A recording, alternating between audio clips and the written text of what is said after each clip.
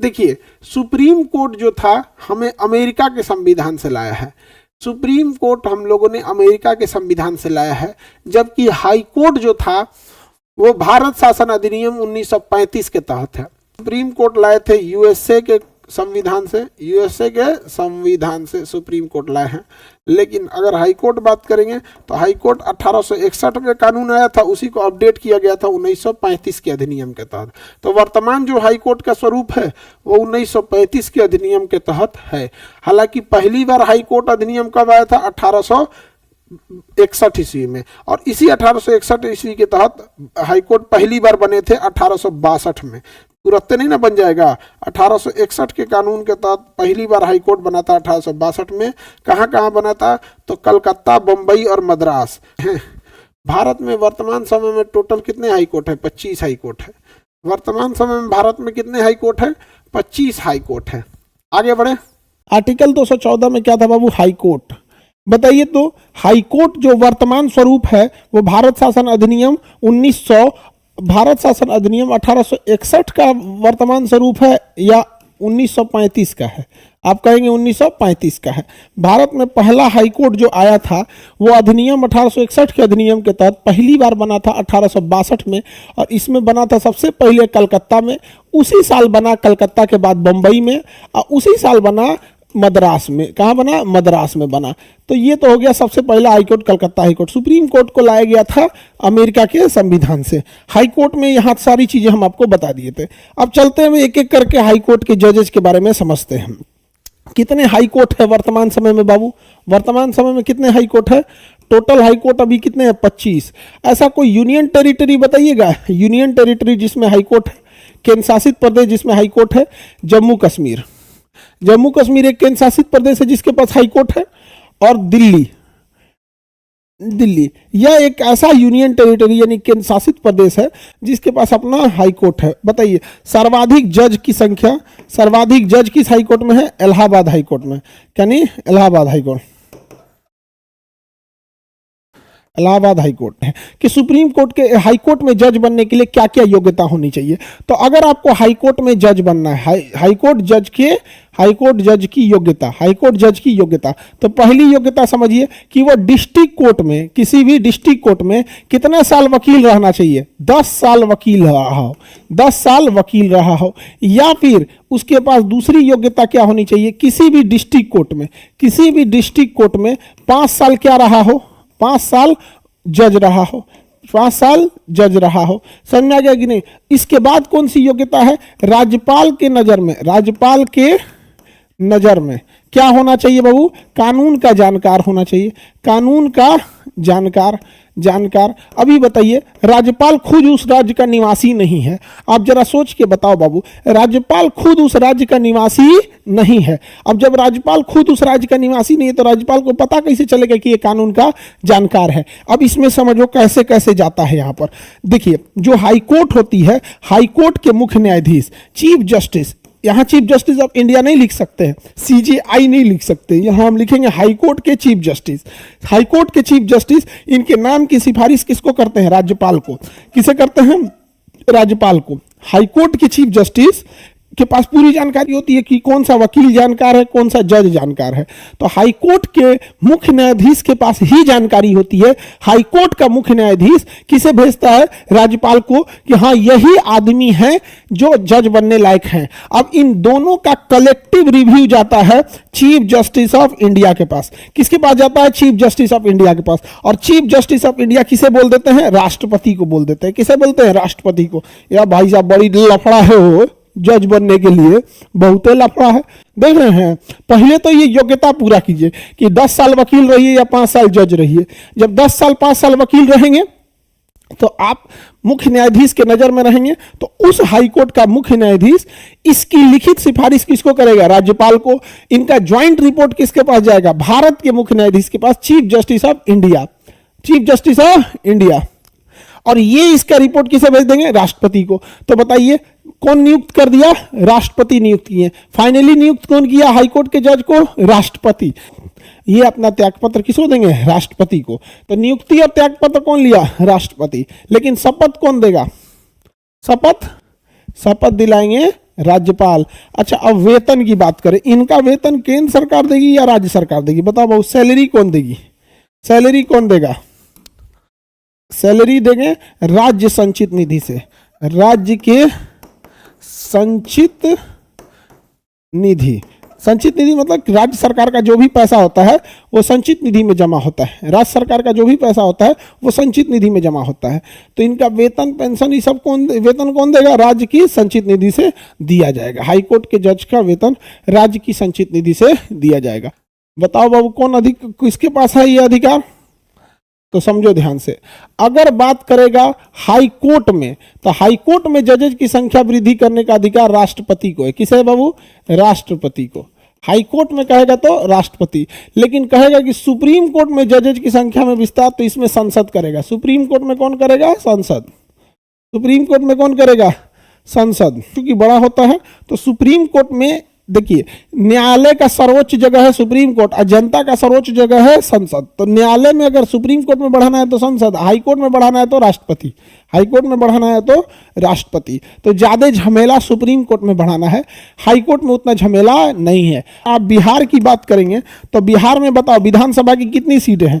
243। तो उसी हिसाब से बिहार हाई कोर्ट में कितनी सीटें होनी चाहिए? 243। कितना होना चाहिए? 243। वैसे ही हमारा कहना है कि जब हम बात करते हैं लोकसभा की, तो लोकसभा में वर्तमान में 545 सीटें हैं। उसी हिसाब से लोकसभा के हिसाब से सुप्रीम कोर्ट में भी उतनी सीटें होनी चाहिए, 545। कितना? 545। बताओ मित्रों, आप बताओ मित्रों, ऐसा होना चाहिए कि नहीं होना चाहिए? वेस्ट बंगाल में 294 है, तो हाई कोर्ट में जज भी कितने होने चाहिए? 294। यहां आओ, वहां फैसला लेके जाओ। यूं यूं यूं यूं। समझ में आ गया कि नहीं आ गया? आप बताओ मित्रों, क्या ऐसा होना चाहिए कि नहीं होना चाहिए? ये देश है तुम्हारा, नेता तुम ही हो। यही कारण है कि आज देखिएगा जजेज की संख्या इतनी कम है कि रेप जैसे मामले में 15 साल बाद सजा फैसला आता है। सोचो, किसी का जीवन बर्बाद कर दो, एसिड अटैक, तुम किसी महिला पे एसिड अटैक कर दोगे ना, इतना लंबित मामले हैं कि 20 साल बाद फैसला आएगा। 20 साल बाद। और ना ये चेन स्नेचिंग, चोरी उरी को तो ध्यान नहीं देता। अरे यार हटा ना यार, तुम चोरी उरी करके इधर आया। अरे बाबू, किसी के घर में, किसी गरीब के घर में कोई अपनी बेटी की शादी के लिए ना एगो मान के चलिए सोना का कुछ चेन उन बनवा के रखा है, उसका चोरी हो जाएगा ना, तो उस बेचारा हार्ट का मरीज हो जाएगा। वो दोनों का महाभियोग जो चलेगा, वो जब भी महाभियोग चलेगा तो संसद में चलेगा। महाभियोग जब भी चलेगा तो कहाँ चलेगा? संसद में चलेगा। चाहे वो सुप्रीम कोर्ट हो, चाहे वो हाई कोर्ट हो, हाई कोर्ट हो या सुप्रीम कोर्ट हो, दोनों का महाभियोग कहाँ चलेगा? संसद में चलेगा। महाभियोग कहाँ चलेगा बाबू? संसद में चलेगा। कितने साल की आयु पर रिटायर होंगे? 62 ईयर्स की आयु पर क्या हो जाएंगे? रिटायर हो जाएंगे। महाभियोग कहाँ जाएगा? संसद में। देखो, दो जगह महाभियोग लगाता है, एक सुप्रीम कोर्ट में, एक हाई कोर्ट में। हाई कोर्ट, सुप्रीम कोर्ट में एक जज थे रामास्वामी।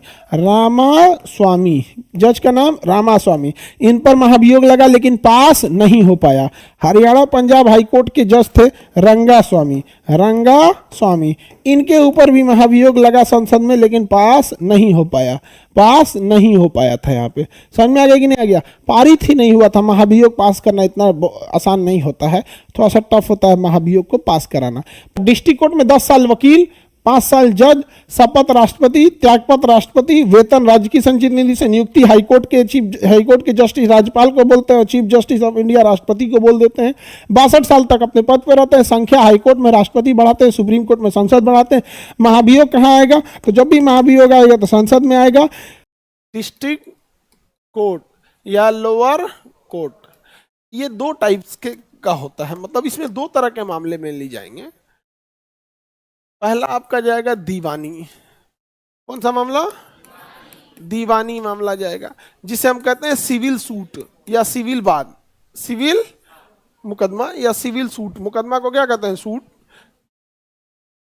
और एक होता है फौजदारी। फौजदारी, जिसे हम कहेंगे सेशन। Session court.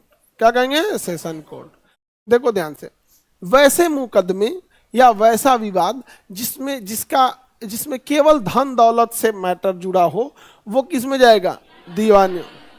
जैसे बिजली बिल जला के फूंक दिए, पैसे नहीं दे रहे हैं, किस में जाएगा? किसी के मकान में घुस गए, खाली नहीं कर रहे हैं, दीवानी।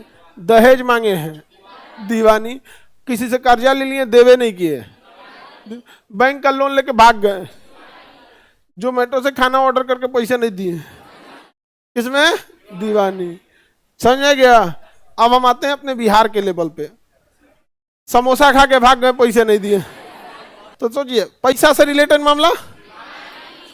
और ये वाला, हाँ, फौजदारी मामला।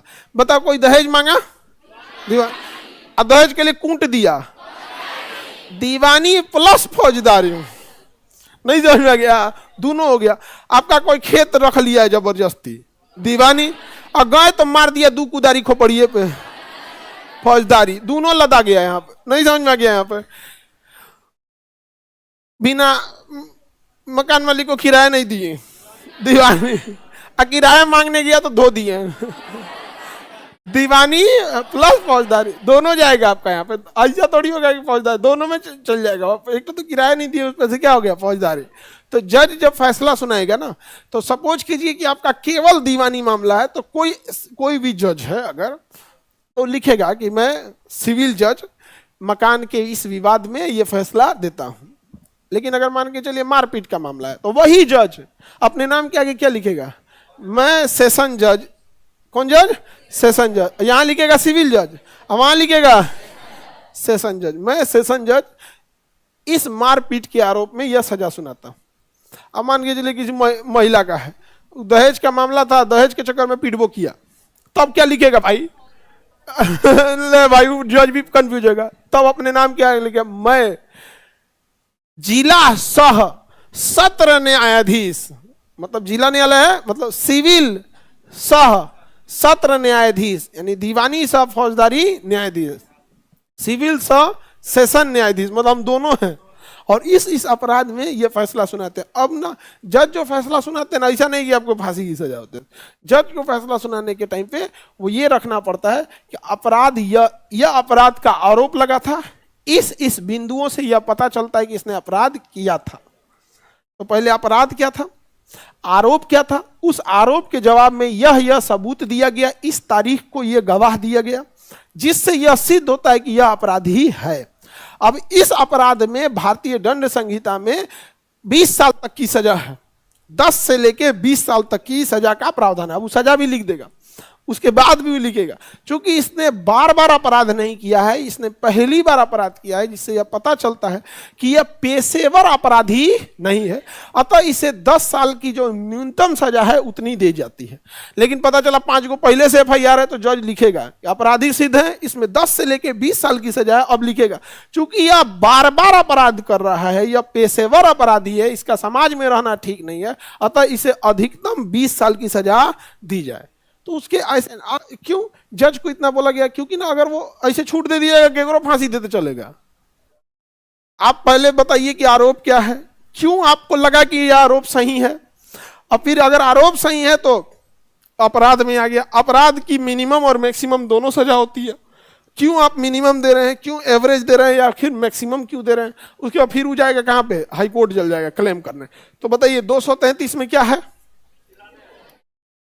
निचली न्यायालय, डिस्ट्रिक्ट कोर्ट। कई बार ऐसा मामला होता है, आप जान के ताज्जुब कीजिएगा, कि मामला हाई कोर्ट में चला जाता है और हाई कोर्ट डिस्ट्रिक्ट कोर्ट को भेज देता है कि इस पे ट्रायल करके दोबारा हमारे पास भेजो, क्योंकि डिस्ट्रिक्ट कोर्ट छोटे से छोटे विवाद को बारीकी से पूछता है।